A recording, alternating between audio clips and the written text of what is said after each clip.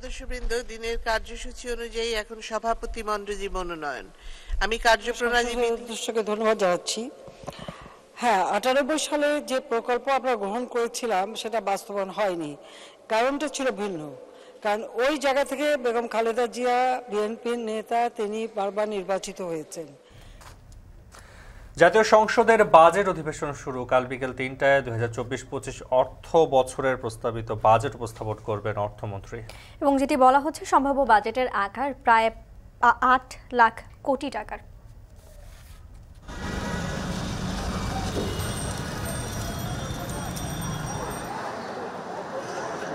Customer যদি তার usage restrict করে দেয় তাহলে কিন্তু আপনি আপনার কাঙ্ক্ষিত সেই রেভিনিউটাও পাবেন না। বাংলাদেশের টেলিকম সেক্টরের ট্যাক্স কিন্তু one of the highest in the world. এই ট্যাক্সটা যাতে কমালে আমাদের হবে কি, আরও আমরা ডিজিটাল প্রলিফারেশন বা আমরা যদি বলি আরও ডেটা পেনিট্রেশন আরও বাড়াতে পারবো। 2031 সাল পর্যন্ত কিন্তু আমরা চাইছিলাম যে করমুক্ত থাকে ইন্ডাস্ট্রিটা, যাতে আমরা যে এক্সপানশনটাতে আসছি, যে গ্রোথে আসছি, এটা কন্টিনিউ থাকে। ইন্ডাস্ট্রি গ্রো করতে গেলে এই সেক্টরে আমরা কর অব্যাহতি দিতে হবে, এবং এই সেক্টরে আমি মনে করি আর কর অব্যাহতি দরকার নাই।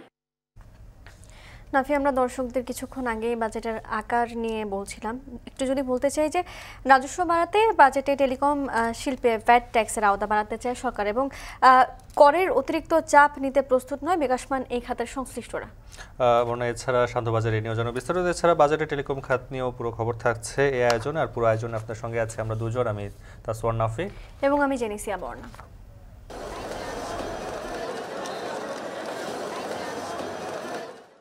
আমাদের দেশের এক শ্রেণীর লোক, তারা ওই ম্যানপাওয়ারে ব্যবসা করে এবং আবার এদের সাথে ওই মালয়েশিয়ারও কিছু সংযুক্ত আছে।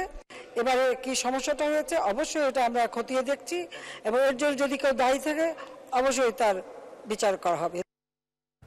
প্রবাসী কর্মী নিতে আর সময় বাড়াবে না মালয়েশিয়া। এদিকে যেতে না পারা 17,000 কর্মীকে পাঠাতে দেশটির সরকারের কাছে ফের অনুরোধের কথা জানিয়েছেন প্রবাসী কল্যাণ প্রতিমন্ত্রী। এদিকে মালয়েশিয়া শ্রম বাজার ইস্যুতে দায়ীদের বিরুদ্ধে সরকারের কঠোর অবস্থান জানালেন প্রধানমন্ত্রী শেখ হাসিনা। শান্তবাজারে নিয়েও থাকছে বিস্তারিত, তবে শুরুতে মালয়েশিয়ার শ্রমবাজার প্রসঙ্গ। প্রবাসী কর্মী নিতে আর সময় বাড়াবে না মালয়েশিয়ার সরকার। প্রবাসী কল্যাণ প্রতিমন্ত্রীর সঙ্গে বৈঠক করে সে কথাই সাফ জানিয়ে দিয়েছেন ঢাকায় নিযুক্ত দেশটির হাই কমিশনার। তবে আটকে পড়া 17,000 কর্মীদের নিতে মালয়েশিয়া সরকারকে আবারও অনুরোধ জানানো হবে জানিয়েছেন প্রবাসী কল্যাণ প্রতিমন্ত্রী। সাজিদ আরাফাতের প্রতিবেদন।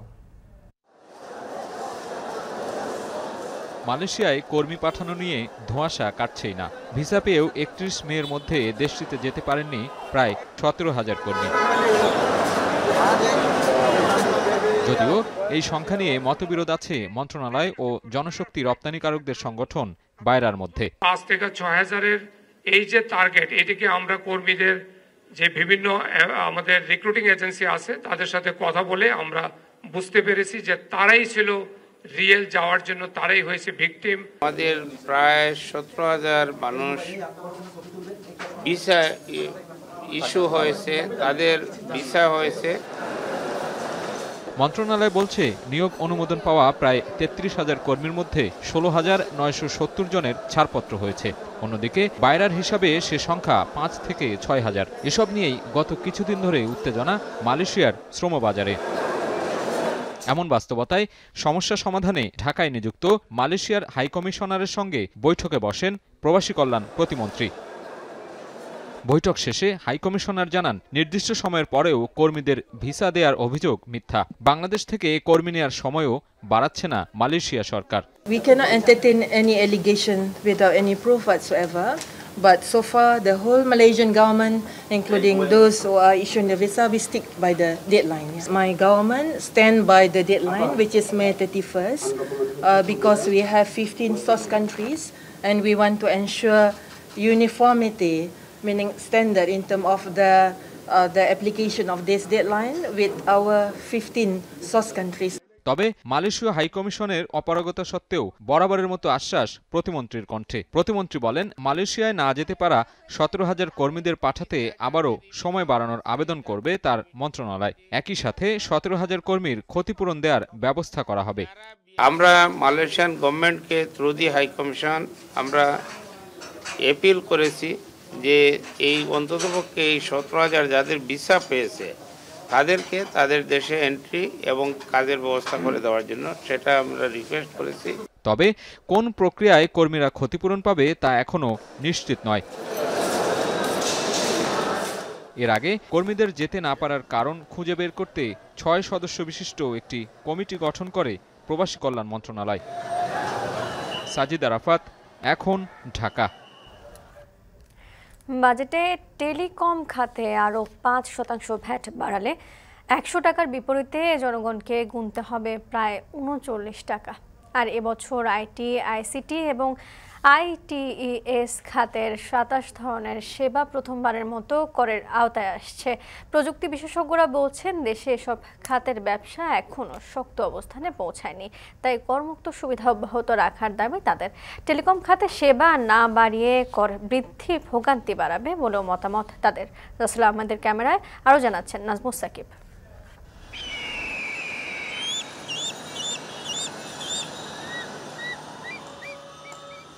সরকার যে কয়টি খাত থেকে আয় করে তার অন্যতম টেলিকম। সরকারের রাজস্ব আয়ের মাত্র ৫% এখান থেকে এলেও জিডিপিতে এর অবদান ১%।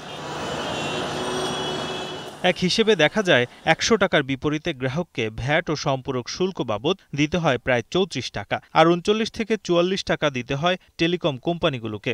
সব মিলে সরকারকে দিতে হয় ৭২ থেকে ৭৮ টাকা। নতুন করে এবছর আরও ৫% ভ্যাট বাড়লে খরচ আরও বাড়বে।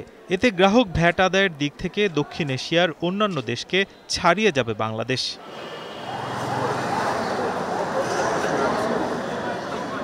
টেলিকম কোম্পানিগুলো বলছে, বাজেটের নতুন কর আরোপে তাদের আয় যেমন কমে, তেমনি বিনিয়োগেও তারা হিমশিম খান। নতুন করে ভ্যাট আরও বাড়লে প্রভাব পড়বে টেলিকম খাতে। পৃথিবীর অনেক দেশের তুলনায় আমাদের এই কনজিউমার ট্যাক্সটা ডাইরেক্টলি যেটা ইম্পোজ করা হচ্ছে, এটা অনেক অনেক বেশি। সো এটা কি করছে, এটা আমার অ্যাফোর্ডেবিলিটি কমিয়ে দিচ্ছে। আপনি যদি এখানে আসলে প্রাইস কমিয়ে দেন এবং ট্যাক্স কমিয়ে দেন, কনজাম্পশন যদি বাড়ে, আপনি কিন্তু এর চেয়ে বেশি গ্রোথ পাবেন। কাস্টমার যদি তার ইউসেজ রেস্ট্রিক্ট করে দেয়, তাহলে কিন্তু আপনি আপনার কাঙ্ক্ষিত সেই রেভিনিউটাও পাবেন না। বাংলাদেশের টেলিকম সেক্টরের ট্যাক্স কিন্তু one of the highest in the world. আমরা কিন্তু বারবার বলছি যে এই ট্যাক্সটা যাতে কমালে আমাদের হবে কি, আরও আমরা ডিজিটাল প্রলিফারেশন বা আমরা যদি বলি আরও ডেটা পেনিট্রেশন আরও বাড়াতে পারবো। এবং এর মানে কিন্তু আরও আমাদের কমিউনিকেশন বাড়ানো। কমিউনিকেশন বাড়ালে কিন্তু মানুষ দেশের একটা জিডিপি বাড়ে। টেলিকম খাতে প্রতি বছর যে হারে কর আরোপ হচ্ছে, সেই করের বোঝা গিয়ে পড়ছে জনগণের উপরে। এবং নতুন করে বড় হওয়া আইসিটি সেক্টরে যদি কর আরোপ করা হয়, সেক্ষেত্রে ছোট ছোট যেই ব্যবসায়ী এবং যারা ব্যবসা করছেন আইসিটি খাতে, তারাও এই করের বোঝার মধ্যে পড়ছেন। তবে এই নতুন যেই ব্যবসা চালু হয়েছে আইসিটি সেক্টরে, সেটার ক্ষেত্রে যদি আরও বেশি সময় দেওয়া যায়, তাহলে এই ব্যবসা আরও বেশ বড় হবে বলে মনে করছেন এই খাতের ব্যবসায়ীরা।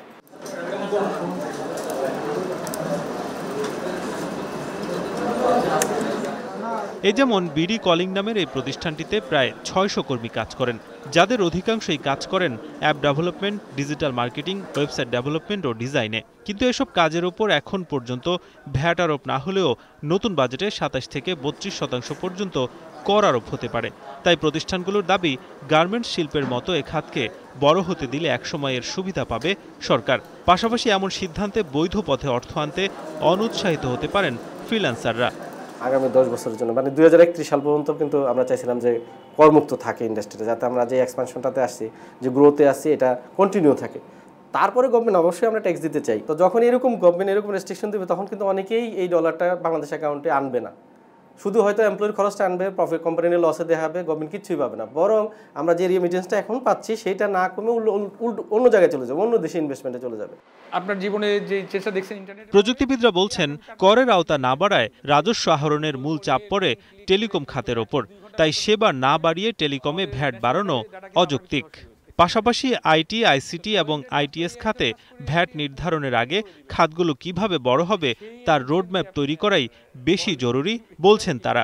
এত বিলিয়ন ডলার আমরা ইনকাম করব, আমার লোকাল সাপোর্ট সিস্টেমে এই জিনিসগুলো অটোমেটেড হবে, তাহলে আপনি তখন বলতে পারেন, ওকে, আমি তো আগামী 5 বছর প্ল্যান করেছি $5 বিলিয়ন আর্ন করব। তাহলে ইন্ডাস্ট্রিকে গ্রো করতে গেলে এই সেক্টরে আমার কর অব্যাহতি দিতে হবে, এবং এই সেক্টরে আমি মনে করি আর কর অব্যাহতি দরকার নাই। এই 18 কোটি লোকের মধ্যে কত কোটি মানুষ ট্যাক্স দেয়? খুবই কম, রাইট? যদি সেই ট্যাক্স প্যাকেট বাড়াতে পারতাম, তাহলে মনে হয় এই চাপটা আমাদের নিতে হতো না।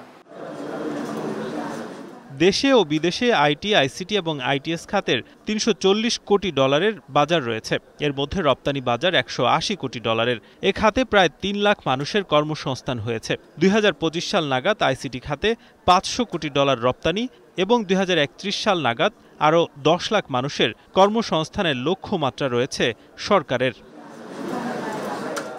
নাজমুস সাকিব, এখন, ঢাকা। প্রধানমন্ত্রী শেখ হাসিনা বলেছেন, মালয়েশিয়ায় শ্রমিকদের যেতে না পারার বিষয়টি খতিয়ে দেখা হবে। এজন্য দায়ীদের বিরুদ্ধে কঠোর ব্যবস্থা নেওয়ার হুঁশিয়ারি দেন তিনি। জাতীয় সংসদে বাজেট অধিবেশনের প্রশ্নোত্তর পর্বে একথা বলেন প্রধানমন্ত্রী। এ সময় নির্ধারিত সময়ের মধ্যে সব উন্নয়ন প্রকল্প বাস্তবায়ন করার নির্দেশ দেন সরকার প্রধান। বিস্তারিত শাহিনুল ইসলাম সাগরের প্রতিবেদনে। বুধবার শুরু হয়েছে দ্বাদশ জাতীয় সংসদের তৃতীয় ও প্রথম বাজেট অধিবেশন। অধিবেশনের শুরুতে স্পিকার জানান, বৃহস্পতিবার বিকেল ৩টায় জাতীয় সংসদে 2023-24 অর্থবছরের সম্পূরক বাজেট এবং 2024-25 অর্থবছরের বার্ষিক আর্থিক বিবৃতি বাজেট পেশ করবেন অর্থমন্ত্রী আবুল হাসান মাহমুদ আলী। এই অধিবেশন দ্বাদশ জাতীয় সংসদের প্রথম বাজেট অধিবেশন। বাজেট অধিবেশনটি অত্যন্ত তাৎপর্যপূর্ণ। আগামীকাল 6 জুন 2024 রোজ বৃহস্পতিবার বিকাল 3 ঘটিকায় গণপ্রজাতন্ত্রী বাংলাদেশের সংবিধানের 87 অনুচ্ছেদ অনুযায়ী মহান জাতীয় সংসদে 2023-24 অর্থবছরের সম্পূরক বাজেট এবং 2024-25 অর্থবছরের বার্ষিক আর্থিক বিবৃতি বাজেট মাননীয় অর্থমন্ত্রী জনাব আবুল হাসান মাহমুদ আলী পেশ করবেন। বাজেট অধিবেশন শুরুর পর প্রশ্নোত্তর পর্বে বক্তব্য রাখেন প্রধানমন্ত্রী শেখ হাসিনা। অনেক চ্যালেঞ্জ মোকাবিলা করে বাংলাদেশ এগিয়ে যাচ্ছে উল্লেখ করে প্রধানমন্ত্রী বলেন, বিশ্ববাসীর কাছে বাংলাদেশের অর্থনীতি প্রশংসিত হচ্ছে। বিশ্বব্যাপী চলমান অর্থনৈতিক সংকট সত্ত্বেও বাংলাদেশের অর্জিত অর্থনৈতিক প্রবৃদ্ধি ও বিভিন্ন খাতে উন্নয়ন বিশ্ববাসীর নিকট প্রশংসিত হচ্ছে। উন্নয়ন পরিকল্পনা কৌশলের আলোকে গৃহীত অর্থনৈতিক খাতভিত্তিক উদ্দেশ্য ও লক্ষ্যসমূহ অর্জনের প্রধান হাতিয়ার বার্ষিক উন্নয়ন কর্মসূচি এডিপি।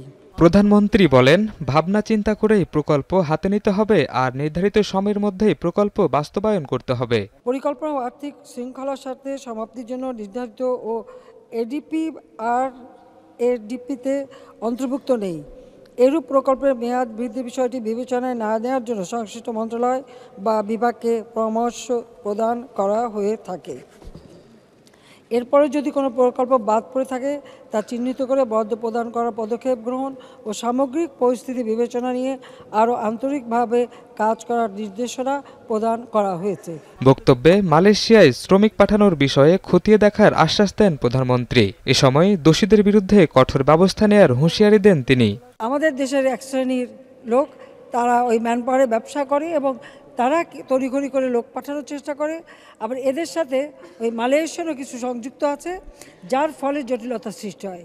এবারে কি সমস্যাটা হয়েছে, অবশ্যই এটা আমরা খতিয়ে দেখছি এবং এর জন্য যদি কেউ দায়ী থাকে অবশ্যই তার বিচার করা হবে। বাজেট বক্তৃতায় যত্রতত্র বঙ্গবন্ধুর পরিবারের নামে কিছু করতে হলে বঙ্গবন্ধু ট্রাস্টের অনুমতি নিয়ে নামকরণের নির্দেশনা দেন প্রধানমন্ত্রী। শাহিনুল ইসলাম সাগর, এখন, ঢাকা। এই মুহূর্তে জাতীয় সংসদে আছেন সহকর্মী আরিফ হোসেন, তার কাছে জানবো বিস্তারিত। আরিফ, বাজেট অধিবেশনে কি কি বিষয়ে আলোচনা হয়েছে বিস্তারিত জানাবেন আমাদের। বর্ণা, বাজেট অধিবেশনের প্রথম দিনের যে সংসদ সেটি কিন্তু আজকে সংসদ ভবনে অনুষ্ঠিত হয়েছে। আমরা যেই বিষয়টি দেখেছি যে বিভিন্ন বিষয়ে প্রধানমন্ত্রী কিন্তু দিকপাত করেছেন। তিনি বলেছেন যে প্রকল্প ব্যয় যাতে কোনোভাবেই না বাড়ে, সঠিক সময় প্রকল্প যাতে উঠে আসে, কারণ বাংলাদেশের যে অর্থনৈতিক একটি দুর্ভোগে পরিণত হয়েছে প্রকল্প ব্যয়। বিকজ অফ দ্যাট আমরা বিভিন্ন সময় দেখেছি যে বিভিন্ন অজুহাতে প্রকল্প ব্যয় বাড়ানো হয়। এছাড়া ইউক্রেন রাশিয়ার যুদ্ধ থেকে শুরু করে বিভিন্ন প্রভাব যে বাংলাদেশে পড়ছে, তার ফলে দ্রব্যমূল্যের ঊর্ধ্বগতি সহ বাজারে মানুষের যে স্বস্তির বাজারটি সেটি কিন্তু করতে পারছে না। এই বিষয়গুলো কিন্তু উল্লেখ করছে যাতে দ্রব্যমূল্য নিয়ন্ত্রণে রাখতে এই বাজেটটি একটি ভূমিকা পালন করে। এছাড়া আমরা যে বিষয়টি জানতে পেরেছি, সংসদের ভেতরে প্রধানমন্ত্রী শেখ হাসিনা দিকপাত করেছেন যাতে করে এই যে মালয়েশিয়ায় যারা শ্রমিক যাওয়া যেই বিষয়টি বন্ধ হয়ে গেছে সেই বিষয়টি কেন হলো মালয়েশিয়া সরকারের পক্ষে, এই বিষয় নিয়ে কথা বলবেন, এটাও আমরা জানতে পেরেছি। এছাড়া বঙ্গবন্ধুর নামে যাতে কোনো ধরনের ধরনের স্থাপনা তৈরি না করা হয় এই বিষয়গুলো কিন্তু তিনি উল্লেখ করেছেন। আপনি নিশ্চয়ই জানেন প্রায় 7,000 কোটি টাকার মতো বাজেট এবারে প্রণয়ন করছে বাংলাদেশ। সেই বাজেটের মধ্যে কিন্তু 2,60,000 কোটি টাকা এই ঘাটতি রয়েছে। কিন্তু এই বাজেটের যেই টাকা রয়েছে অর্থ উন্নয়নের গুরুত্বপূর্ণ দায়িত্ব পালন করবে এনবিআর। এই এনবিআর এর যে গুরুত্বপূর্ণ দায়িত্ব রয়েছে তাদের বাজেট ইতিমধ্যেই ধরে দেওয়া হয়েছে। তাদের পক্ষ থেকে আয় করা হবে প্রায় 4,80,000 কোটি টাকা।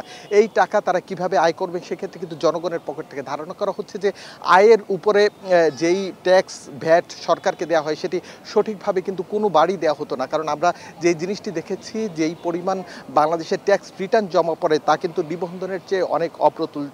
সুতরাং এই বিষয়ে কিছুটা দিকপাত করবেন বলে আমরা জানতে পেরেছি। এছাড়া মূল্যস্ফীতির যে বিষয়টি এবং বাংলাদেশ কিন্তু আমদানি নির্ভর রপ্তানির একটি বাংলাদেশ। এই আমদানি নির্ভর রপ্তানির যেই বিষয়গুলো সেটি এলসি খোলা থেকে শুরু করে ব্যাংকের যেই বিভিন্ন ধরনের প্রয়োজন সেই প্রয়োজনগুলো কীভাবে মেটাবেন এটাও কিন্তু চিন্তার একটি বিষয় হয়ে রইল। এছাড়া আমরা সাধারণ মানুষের সাথে বিভিন্ন জায়গায় বা আমরা সংসদের বাইরে রয়েছে তাদের সাথে কথা বলেছিলাম। তারা বলছেন এই বাজেট হোক জনবান্ধব এবং সাধারণ মানুষের যেই দ্রব্যমূল্যের ঊর্ধ্বগতি রুখতে এই বাজেট সহকারী ভূমিকা পালন করবে। বর্ণা, আমাদের সাথে যুক্ত ছিলেন সহকর্মী আরিফ হোসেন। উন্নয়নের নামে পরিবেশের যাতে ক্ষতি না হয় সেই ব্যাপারে সতর্ক থাকতে বলেছেন প্রধানমন্ত্রী শেখ হাসিনা। রাজধানীর আগারগাঁওয়ে বঙ্গবন্ধু আন্তর্জাতিক সম্মেলন কেন্দ্রে বিশ্ব পরিবেশ দিবস ও জাতীয় বৃক্ষরোপণ অভিযানের অনুষ্ঠানে প্রধান অতিথির বক্তব্যে তিনি কথা বলেন। এ সময় সরকার প্রধান ব্যক্তি পর্যায়ে প্লাস্টিক বন্ধ করে পাটের ব্যাগের ব্যবহার বাড়ানোর উপর জোর দেন। আয়োজনে পরিবেশ রক্ষায় অবদান রাখার জন্য বিভিন্ন ক্যাটাগরিতে 30 জন ব্যক্তি ও প্রতিষ্ঠানকে পদক তুলে দেন প্রধানমন্ত্রী শেখ হাসিনা। বিস্তারিত জানাচ্ছেন দেবরাজ দেব।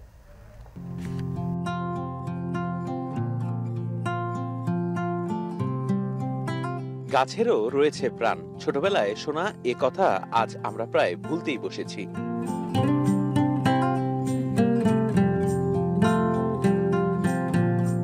তবুও এই ভুলতে থাকা মানুষগুলোর মধ্যে ওয়াহিদ সরকার ব্যতিক্রম।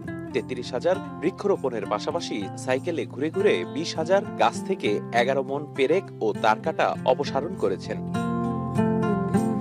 পদক 2023 পুরস্কার গ্রহণের জন্য সবিনয় অনুরোধ করছি জনাব মোহাম্মদ আব্দুল ওয়াহিদ সর্দার।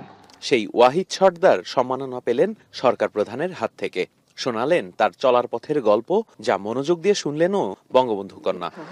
130টি গ্রিন ক্লাব প্রতিষ্ঠা। বুধবার সকালে রাজধানীর আগারগাঁওয়ে বঙ্গবন্ধু আন্তর্জাতিক সম্মেলন কেন্দ্রে বিশ্ব পরিবেশ দিবস ও জাতীয় বৃক্ষরোপণ অভিযান অনুষ্ঠানের প্রধান অতিথি হিসেবে যোগ দেন প্রধানমন্ত্রী শেখ হাসিনা। শুরুতেই গত 3 বছরের বিভিন্ন ক্যাটাগরিতে 30 জন ব্যক্তি ও প্রতিষ্ঠানকে জাতীয় পরিবেশ পদক, বঙ্গবন্ধু পদক এবং প্রধানমন্ত্রী পরিবেশ পদক পুরস্কার প্রাপ্তদের হাতে তুলে দেন সরকার প্রধান। এছাড়া সামাজিক বনায়নের সুবিধাভোগীদের মাঝে এ সময় লভ্যাংশও তুলে দেন তিনি। বক্তব্যে প্রধানমন্ত্রী পরিবেশ রক্ষায় সরকারের নেওয়া বিভিন্ন উদ্যোগের কথা তুলে ধরেন। বলেন, এবছর প্রায় 8 কোটি গাছ লাগানোর পরিকল্পনা সরকারের। পরিবেশের জন্য ক্ষতিকর পলিথিন বন্ধ ও পাটের উপর নির্ভরশীল হওয়ার কথা বলেন তিনি। সিঙ্গেল ইউজ প্লাস্টিক ব্যবহার বন্ধ করার ব্যবস্থা নেওয়া হয়েছে। যদিও প্লাস্টিক এখনো ব্যবহার হয়, তবে একটা সুখবর হলো পাটের থেকে এমন ধরনের ব্যাগ এবং জিনিস তৈরি হচ্ছে যেটা মাটির সাথে এমনিতেই মিশে যাবে। সরকার প্রধান আরো বলেন, উন্নয়নের নামে পরিবেশের যেন ক্ষতি না হয় সেই ব্যাপারে সতর্ক থাকতে হবে। তিনি আরো বলেন, একটি গাছ কাটলে 3টি রোপণ করতে হবে প্রকল্প এলাকায়। যে কোনো পরিকল্পনা আমরা যখন নেই, উন্নয়ন পরিকল্পনা, সেই পরিকল্পনায় অবশ্যই আমাদের পরিবেশ রক্ষার বিষয়টা, এবং যদি কোথাও আমাদের জায়গার জন্য গাছ কাটতে হয়, যত গাছ কাটবে তার থেকে 3 গুণ বেশি গাছ তার লাগাবে। জলবায়ুর বিরূপ প্রভাব নিয়ে শঙ্কা প্রকাশ করে প্রধানমন্ত্রী বলেন, পরিবেশ রক্ষায় তহবিল গঠন করা জরুরি। আমরা ট্রাস্ট ফান্ড তৈরি করেছি, নিজস্ব অর্থায়নে কে কি সেদিকে আমরা তাকিয়ে থাকিনি, আমাদের করেছি। এটা আজকে অনেক দেশ কিন্তু অনুসরণ করছে। 98 সালে একটা বন্যা হয়েছিল দীর্ঘ সময় ধরে, এত দীর্ঘস্থায়ী বন্যা আর কখনো হয়নি, আবার হতে পারে।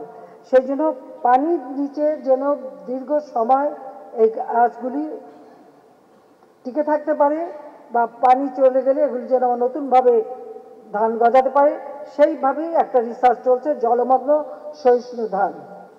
বক্তব্যে প্রধানমন্ত্রী সবাইকে বৃক্ষরোপণের আহ্বান জানান।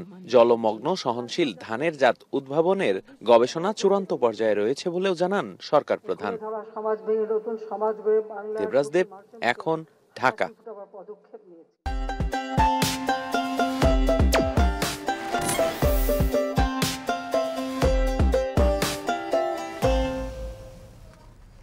কোরবানির ঈদ ঘিরে কুড়িগ্রামের হাটে বেড়েছে পশুর সরবরাহ। পশু বিক্রেতারা হাটে পর্যাপ্ত গরু নিয়ে এলেও ক্রেতা উপস্থিতি এখনো কম, ফলে জমেনি বেচাকেনা।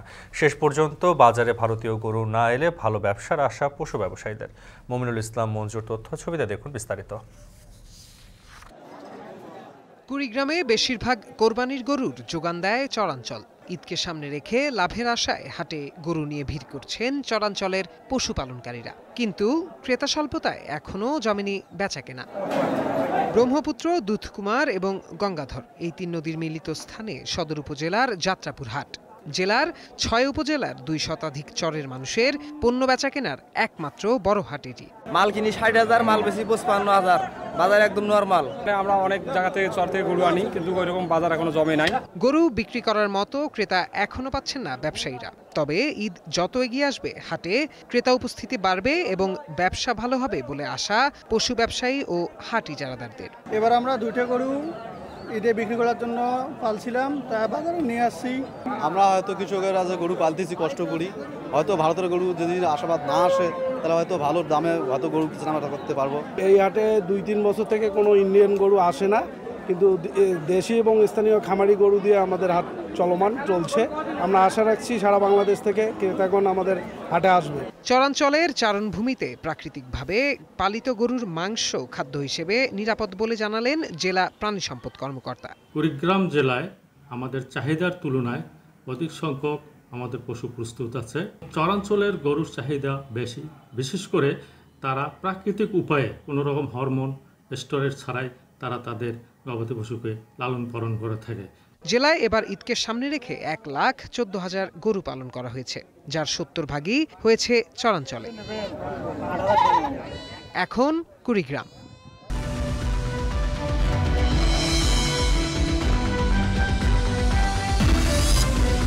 ফিরে এলাম বিরতির পর।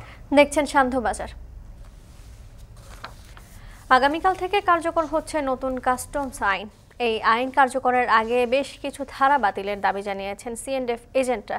তারা বলছেন আমদানিকারকরা কি পণ্য আমদানি করেছেন, কন্টেইনারে কি রয়েছে সেটি পরীক্ষা না করলে জানার কোনো সুযোগ নেই।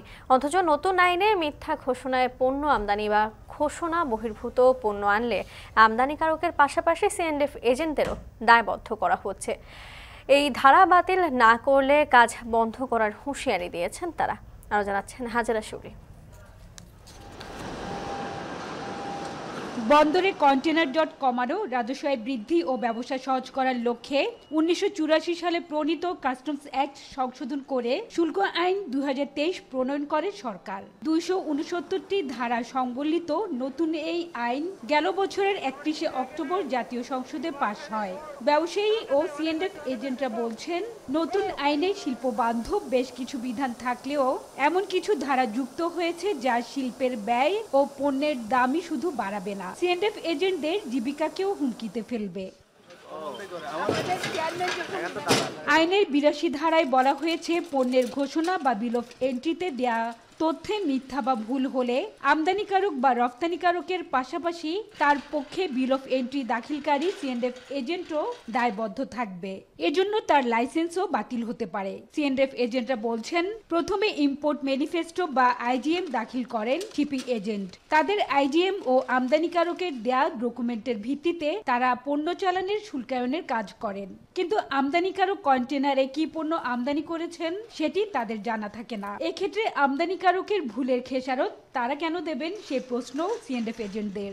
আমরা আমদানিকারক থেকে ডকুমেন্ট পাই, আমরা ডকুমেন্ট কাস্টমসে সাবমিট করি, এর পরবর্তীতে কাস্টমস কর্মকর্তারা এক্সামিন করেন, অ্যাসেসমেন্ট করেন।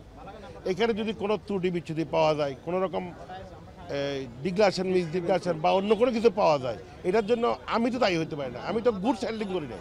82 ধারাসহ নতুন কাস্টমস আইনের বেশ কিছু ধারা বাতিলের দাবিতে দুপুরে চট্টগ্রাম কাস্টমস হাউজের মূল ফটক আটকে বিক্ষোভ কর্মসূচি ও প্রতিবাদ সভা করে Chattogram customs agent association. CNF এজেন্টরা বলছেন, এই ধারা সংশোধনের বিষয়ে এনবিআরে একাধিক পত্র দেওয়া হলেও কোনো কাজ হয়নি। এ অবস্থায় ধারা সংশোধন না করে নতুন আইন কার্যকর করা হলে কাজ বন্ধ করে দেবেন তারা। আমরা তো কাগজ দেখে সাবমিট করেছি এবং কাস্টমস অফিসার এই কাগজ দেখে এটা শুল্কায়ন করেছেন। তাইলে যদি আমি অপরাধী হই, আপনি আপনার লোকটাকে তার চাকরি থেকে বিতাড়ন করবেন কিনা এই প্রশ্নের জবাব দেন আমাদেরকে আগে। আর এই আইন যদি বাতিল করা না হয় তা আমি আমার সিএনএফ এর জন্য আমি কাজ করব না, তো আন্দোলনের কোনো আমি কাজই করব না, সারা বাংলাদেশে কোনো সিএনএফ কাজ করবে না। বন্দরে পণ্য ফেলে রাখলে এখন শুধু পোর্ট ও শিপিং ড্যামারেজ দিতে হয়। নতুন আইন কার্যকর হলে কাস্টমসের জরিমানাও যুক্ত হবে। শুল্কায়ন বা পণ্যের শুল্ক কর ধার্যের 10 দিনের মধ্যে শুল্ক কর পরিশোধ করে বন্দর থেকে পণ্য খালাস না নিলে গুনতে হবে জরিমানা। এক্ষেত্রে পণ্যের শুল্ক কর পরিশোধের সবশেষ তারিখ থেকে খালাসের সময় পর্যন্ত বার্ষিক 10% হারে সাধারণ সুদ পরিশোধ করতে হবে। আর শুল্ক কর বকেয়া থাকলে বকেয়া অর্থের উপরেই 10% হারে সুদ দিতে হবে। আবার বন্দরে পণ্য আসার 5 দিনের মধ্যে পণ্যের ঘোষণা বা বিল অফ এন্ট্রি জমা না দিলে আমদানিকারককে জরিমানা গুনতে হবে। এক্ষেত্রে আমদানি করা পণ্যের দাম বেড়ে গেলে এর জের সাধারণ ভোক্তাদের উপরেই পড়বে। পণ্য আমদানি হয়, সেটার সম্পূর্ণ সর্বশেষ ভুক্ত হলাম আমি, আপনি। আমাকে সবকিছু পরিশোধ করতে হবে, আমাকে কিন্তু ভোক্তার জন্য আমাকে কিন্তু ব্যয়ভার বহন করতে হবে। আমদানিকারক তার লাভ কিন্তু সে নিয়ে নেবে। নতুন কাস্টমস আইনে আমদানিকারক শুল্ক কর পরিশোধ না করলে এর দায়ভার সিএনএফ এজেন্টদের ওপর চাপানো হয়েছে, যা কোনোভাবেই গ্রহণযোগ্য নয় বলে মনে করছেন তারা। হাজেরা শিউলি, এখন চট্টগ্রাম। প্রথম ব্যাচে 40 জন শিক্ষার্থী ভর্তির মাধ্যমে যাত্রা শুরু করলো আসগর আলী মেডিকেল কলেজ। এই শিক্ষা প্রতিষ্ঠানে আধুনিক পাঠদান ও সেবার নিশ্চয়তা দিলেন কলেজ কর্তৃপক্ষ। এছাড়া দেশ সেরা প্রতিষ্ঠান হিসেবে গড়ে তুলতে সর্বাত্মক প্রচেষ্টার কথাও জানান কলেজের শিক্ষক ও উদ্যোক্তা প্রতিষ্ঠানের সংশ্লিষ্টরা। রকিবুল রাহাতের প্রতিবেদন। I will maintain the utmost respect for human life. শপথ বাক্য পাঠের মাধ্যমে যাত্রা শুরু হলো ভবিষ্যৎ চিকিৎসকদের।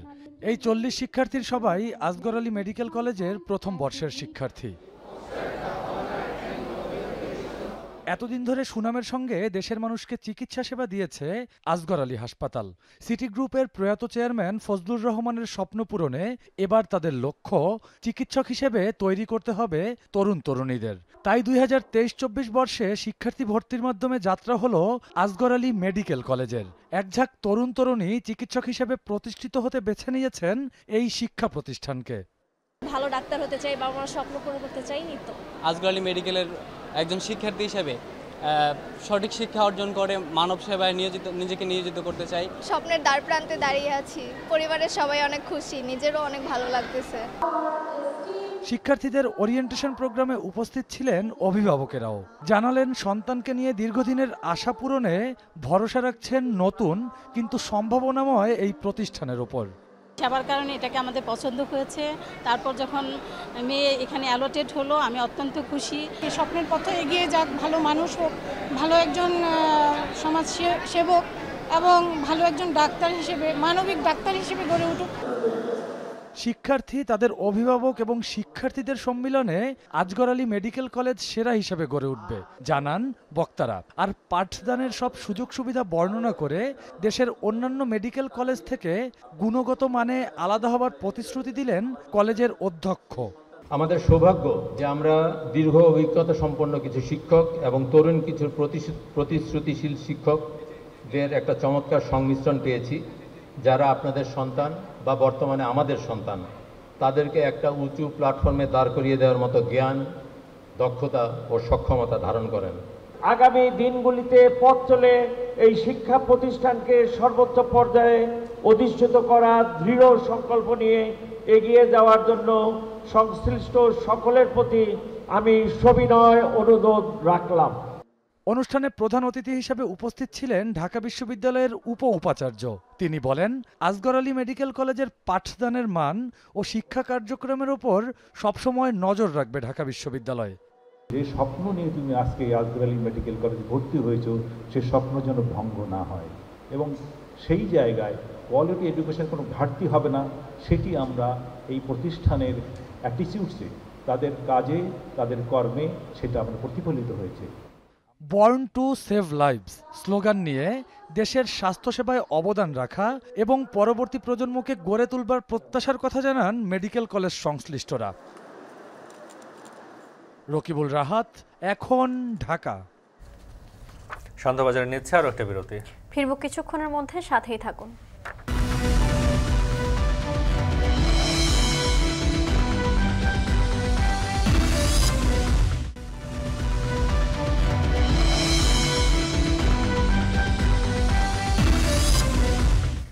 বিরতির পর আবারও স্বাগত, দেখছেন সন্ধ্যাবাজার।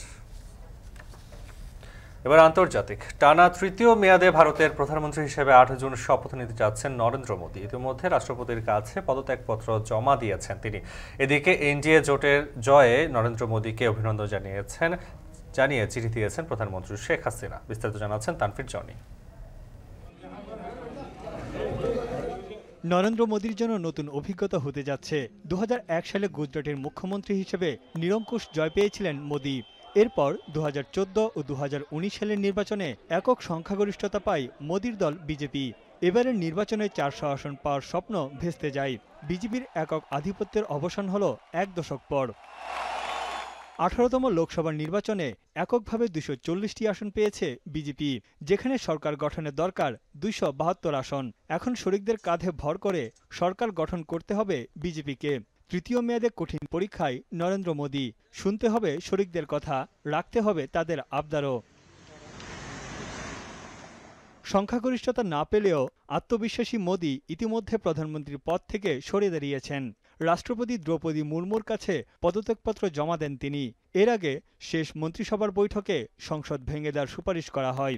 বর্তমান লোকসভার মেয়াদ ছিল 16 জুন পর্যন্ত। ভারতীয় সংবাদ মাধ্যম বলছে, আগামী 8 জুন নতুন মেয়াদে প্রধানমন্ত্রী হিসেবে শপথ নিচ্ছেন নরেন্দ্র মোদী। এদিকে কংগ্রেস নেতৃত্বাধীন বিরোধী ইন্ডিয়া জোট নতুন পরিকল্পনা নিয়ে একের পর এক বৈঠক করছে। 232টি আসন পেয়েও সরকার গঠনের আশা ছাড়ছেন না জোটের নেতারা। তাকিয়ে আছেন শরিকদের দিকে। তবে তারা সরকার গঠন করতে না পারলেও শক্তিশালী বিরোধী দল হিসেবে চাপে রাখবে এনডিএ সরকারকে।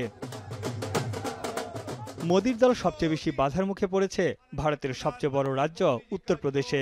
80টি আসনের মধ্যে 33টি পেয়েছে বিজেপি। কংগ্রেস ও সমাজবাদী পার্টি মিলে পেয়েছে 43টি আসন।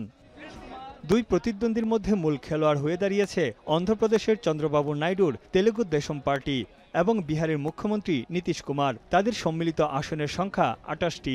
তারা যেদিকে যাবে সেদিকেই সরকার গঠনের পাল্লা ভারী হবে। তানভীর জনি, এখন বিশ্ব। গান্ধী পরিবারে জন্ম নিয়েও রাজনৈতিক দূরদর্শিতা নিয়ে কম সমালোচনা হজম করতে হয়নি রাহুল গান্ধীকে। বিজেপি নেতারা একসময় যাকে প্রাপ্য ক্ষমতার ভারে বিগড়ে যাওয়া রাজার ছেলে বলে কটাক্ষ করেছেন, সেই রাহুলের হাত ধরে আবারও সমালোচনায় কংগ্রেস। শেষ খবর পাওয়া পর্যন্ত এবারের লোকসভা নির্বাচনে 99টি আসন জিতে রীতিমতো প্রশংসায় ভাসছেন গান্ধীপুত্র। আরো জানাচ্ছেন সতীর্থ কর্মকার।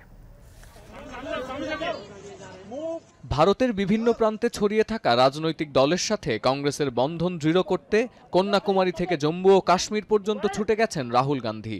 শেষ পর্যন্ত কতটুকু জুটতে পেরেছেন কর্মী সমর্থকদের তার আভাস পাওয়া গেল এবারের লোকসভা নির্বাচনে। 2014 সালে 44টি আর 2019 সালে লোকসভা নির্বাচনে 52টি আসন পেয়েছিল কংগ্রেস।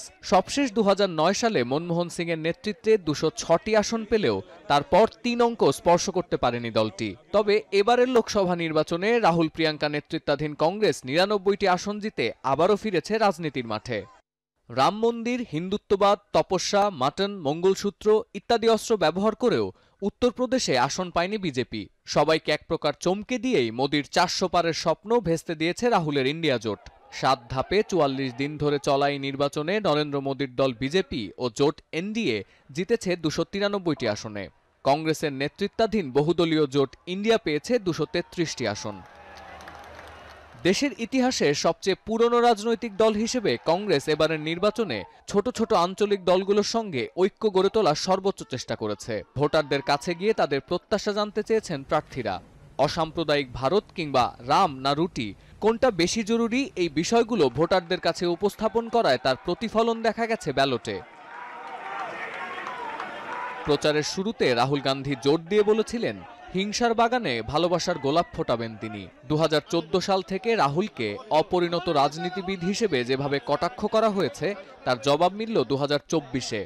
এক দশক পর ভারত সহ গোটা বিশ্ব দেখল রাহুল গান্ধী কিভাবে দেশের নেতা হয়ে উঠেছেন। সতীর্থ কর্মকার, এখন বিশ্ব। এর মধ্যে দিয়ে শেষ করছি সান্ধ্যবাজার। যাবার আগে জানাতে চাই এখন টেলিভিশন ওয়েবসাইটে দেখতে হলে ভিজিট করুন www.ekhon.tv। এছাড়া ফেসবুক দেখতে ভিজিট করুন facebook.com/tv.ekhon এবং ইউটিউবে দেখতে ভিজিট করুন youtube.com/c/ekhon tv।